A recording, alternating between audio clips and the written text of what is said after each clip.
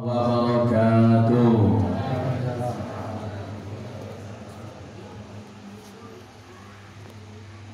Bismillah, alhamdulillah, wassalatu wassalamu ala rasulillah wa ala alihi wa ashabihi wa mawala. Amma ba'du, alhamdulillah, kita bersyukur kepada Allah tabaraka wa ta'ala, yang mana pada kesempatan kali ini kita kembali dapat melaksanakan tadi sholat isya berjamaah di bulan Ramadan, kemudian juga disusul dengan zikir dan doa, disambung lagi dengan sholat sunnah ba'diyah isya, sekarang disambung lagi dengan kewajiban thalabul ilmi atau kuliah sebelum tarawih. Dan nanti sebentar lagi kita akan melaksanakan sholat sunnah tarawih. Sholat sunnah tarawih, ya, tarawih. Tarwihan, tarawih itu artinya adalah santai. Apa? Santai. Ya. Jadi kita akan santai sholatnya. Santailah ya. Sekarang jam berapa ini? Jam 8 kurang 10. Taruhlah nanti jam 8 mulai misalnya ya. Jam 8 mulai. Selesai jam 9, sanggup? Sanggup nanti ngomongin bilang wah ambil amonia, cap kewannya. Nah itulah. Tamat 1 juz. Ya. Oh, lumayan tamat 1 juz. Aduh, ngeri juga tamat 1 juz. Ya. Ini namanya tarawih. Pokoknya santai, jangan buru-buru ya. Karena Nabi nggak bisa sholat buru-buru. Apalagi tadi aku baru makan banyak ini. Ya, di rumahnya Bung Hendra. Nah, Om Hendra, makan banyak ambil dari itu. Jadi emang rada mantap setelannya ini. Nah, jadi kita sholatnya dinikmati, enggak lah panjang-panjang, tapi dinikmati lah. Dinikmati aja pelan-pelan, jangan terburu-buru, sabar. Nah, syahrul Ramadan itu disebut, bulan Ramadan disebut juga syahrul sabar, melatih kesabaran.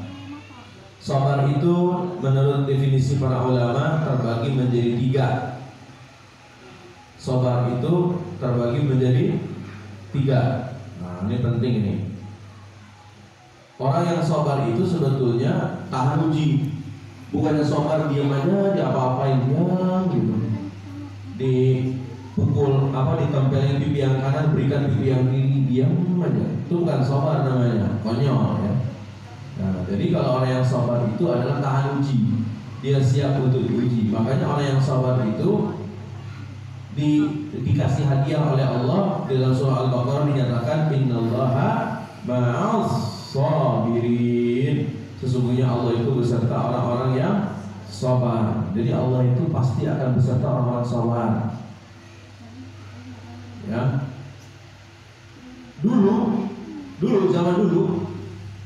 Zaman dulu ya, di masa Rasulullah SAW pernah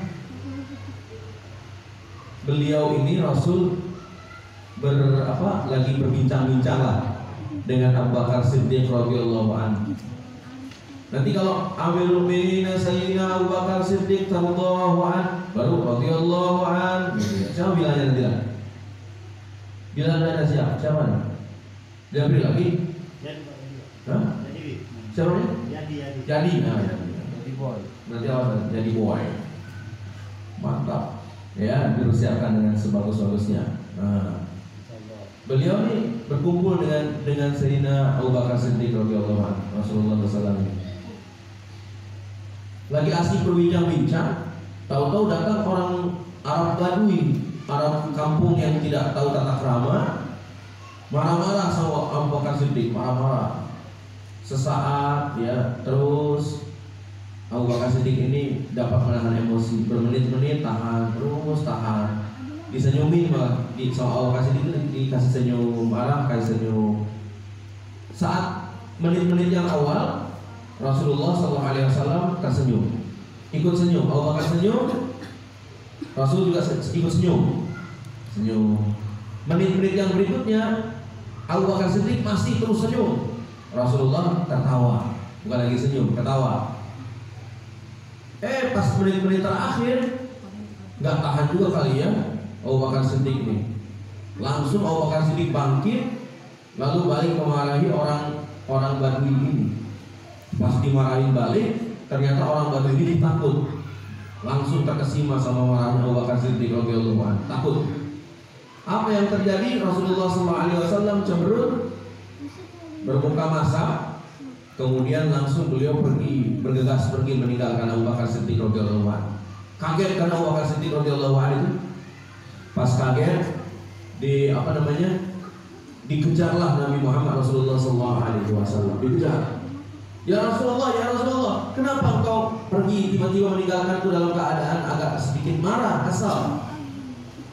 Apakah ada yang salah dengan apa yang aku lakukan ini, ya Rasulullah? Lantas Nabi kita yang mulia bersabda begini kalau dalam terjemah bahasa Indonesianya. Ketahuilah wahai Abu Bakar Siddiq radhiyallahu anhu, bahwa sesungguhnya ketika engkau dapat menahan amarah, aku tersenyum. Menit-menit berikutnya engkau masih terus tahan amarah, aku tertawa.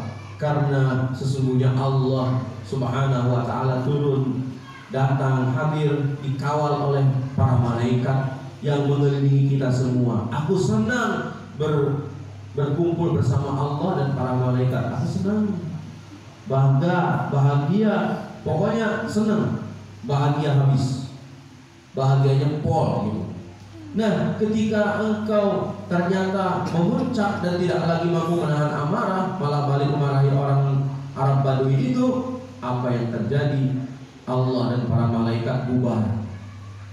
Sebagai gantinya adalah iblis laknatullah ar-rajim yang turun bersama syaitan-syaitan bala tentaranya. Aku tidak senang, aku kesal, tidak mau berkumpul dengan iblis dan bala tentaranya.